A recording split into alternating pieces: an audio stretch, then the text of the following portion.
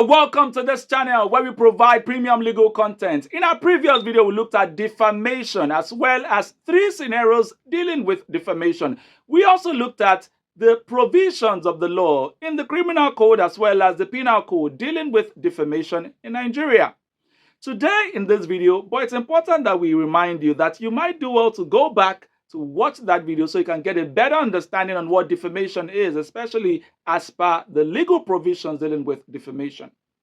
It's also important that we remind you that this channel needs to grow, and you can support the growth of this channel by clicking on the notification button when you subscribe. So you subscribe and click on the notification button so you can continue to receive premium legal content that drops on this channel. Now let's look at possible defenses, which we'll be looking at in this video. Possible defenses that can be raised by a person who has been alleged to have defamed another person. And this we have seen in the law reports. We have seen over the years in the court where people who have been alleged to have defamed another person come to court to say, first and foremost, my lord, this particular statement or this particular publication, I was not the publisher, and therefore I should be exonerated.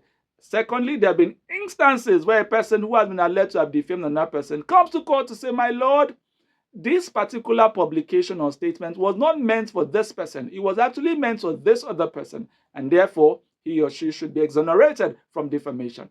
Anyways, but at least there have been 4 possible defenses that have been experienced or seen over the years on issues bordering on defamation in our court. Number 1, truth. If a person who has been alleged to have made defamatory statement concerning another person has sufficient proof to show that what was published is the truth and nothing but the truth, but absolute truth, then that is a strong defense to a person who has been alleged to have defamed another person. Another possible defense is the defense of privilege. Privilege can be qualified privilege or, absolute privilege. If the privilege usually would involve the position that the person who has allegedly defamed another person occupies. And this I'll put in an example format. For instance, legislators in the National Assembly, State House of Assembly, who make scathing remarks concerning a particular administration, maybe the executive arm of government, within the chambers of the National Assembly or the State House of Assembly, can or could be exonerated, exempted from defamation if those statements were made within the chambers of the National Assembly or the Legislative House. And that is a strong defense to defamation. Another defense is the defense of fair comment.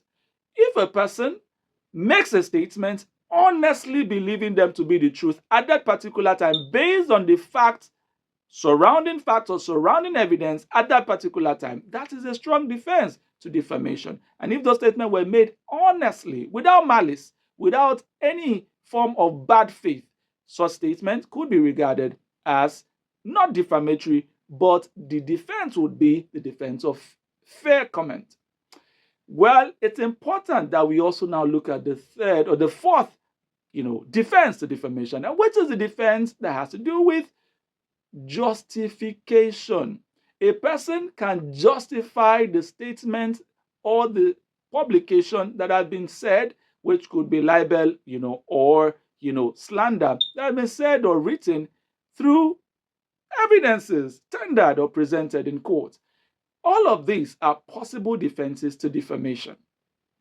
It's also important that we remind you that the final arbiter, the ultimate decider, who will decide whether or not a case of defamation has been proven against a particular person, is the court. So the court has the final say. However, these are possible defenses that have been raised over the years by people or those who have been alleged to have defamed another person. In our next video, we'll be looking at possible remedies that a person who has come to court on the basis of defamation, who has sued another person on the basis of defamation, can possibly get from the court.